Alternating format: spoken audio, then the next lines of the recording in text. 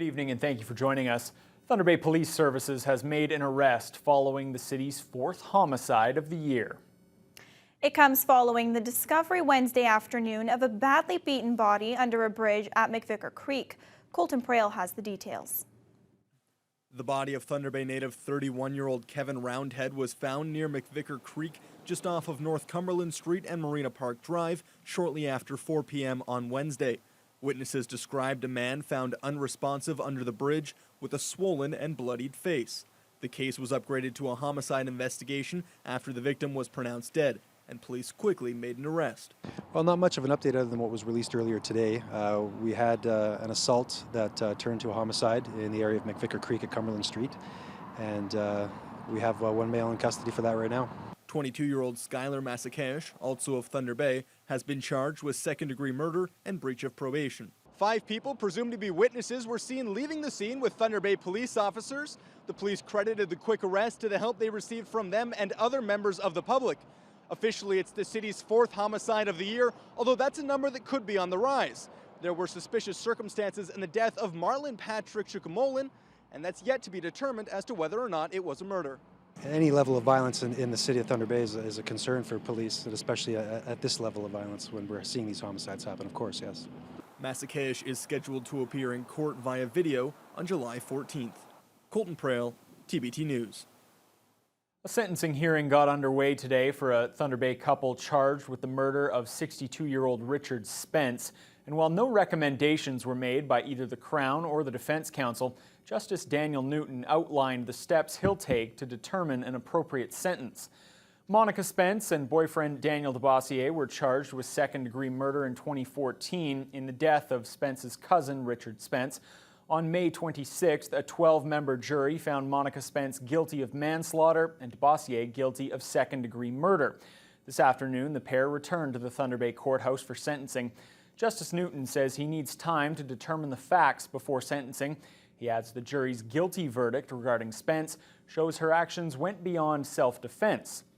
Therefore, Newton says he'll need to find evidence that supports she was provoked and or intoxicated. The couple is scheduled to return to court on July 20th.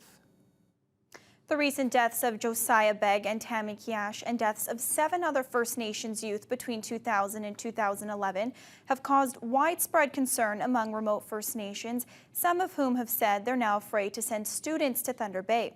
Over the past 2 days, delegates from just under 40 Anishinaabe Nation communities have been in Thunder Bay trying to find a way to make education safer and ease those concerns.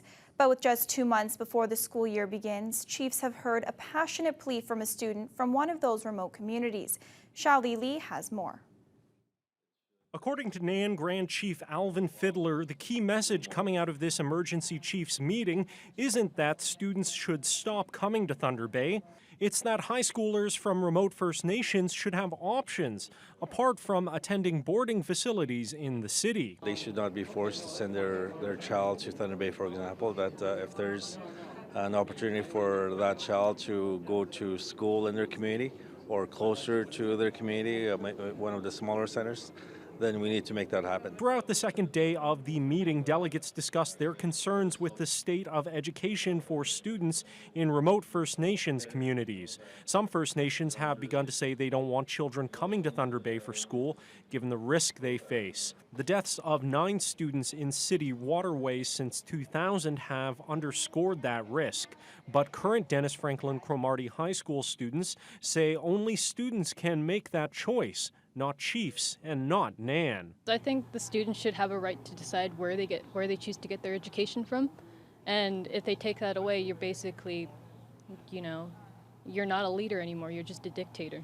Meanwhile, Sioux Lookout Mayor Doug Lawrence was offering assistance from his community, including the use of an old high school, which will become available next year. However, some criticized the city of Thunder Bay for not sending an elected official on the second day of the meeting. It's obviously a disappointment that happened, but we weren't totally surprised. I mean, just going back to the inquest that was held last year, there were no city council members there at any time.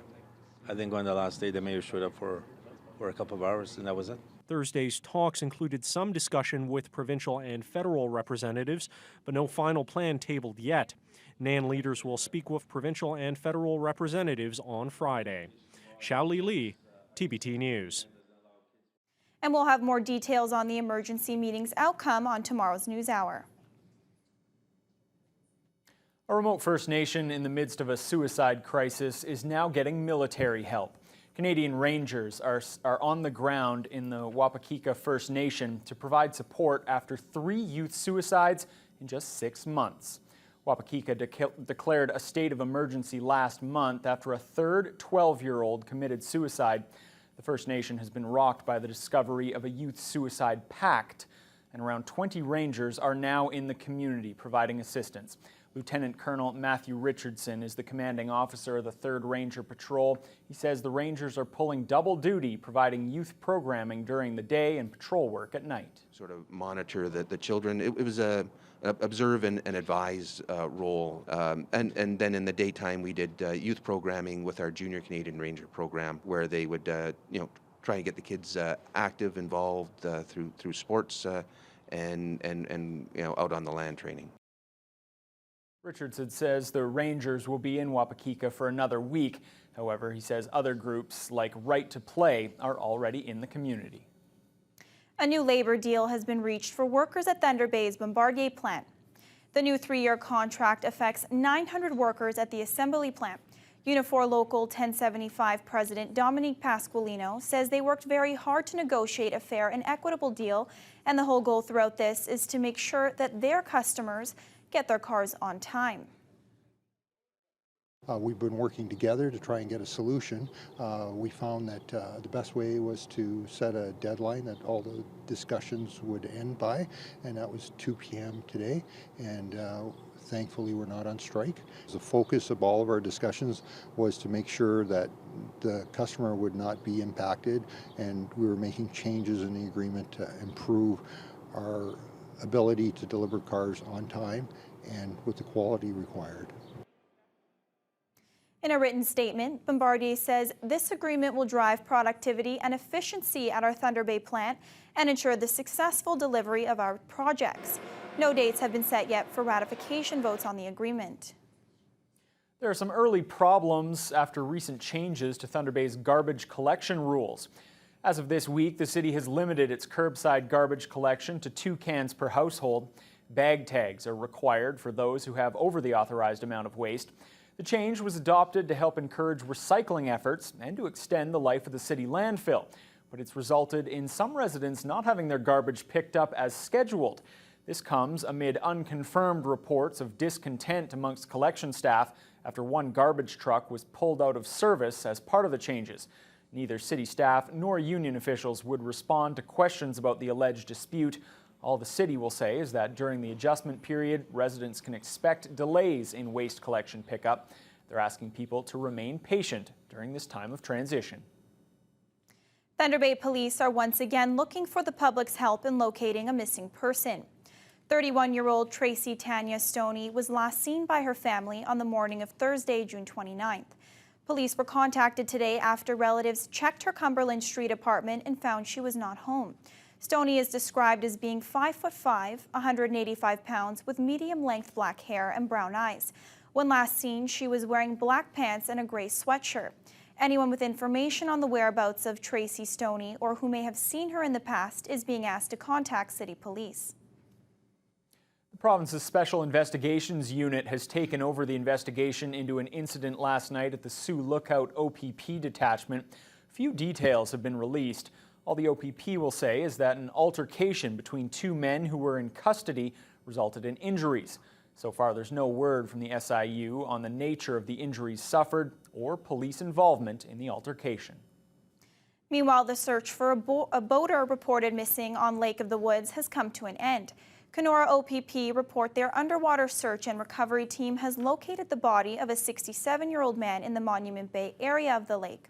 Grant Hoffman of Napa, California, was reported missing on Monday after he entered the water in an effort to retrieve a boat that had floated away. He never made it back to shore, and a post-mortem was to be conducted today to confirm the cause of death. The latest technology designed to aid those with vision loss was on display today at the local Canadian National Institute for the Blind offices. The organization holds open houses regularly to keep the public informed of different innovations that help make living with eye diseases easier. These technologies include audible clocks, text-to-speech applications, and magnification devices for printed materials.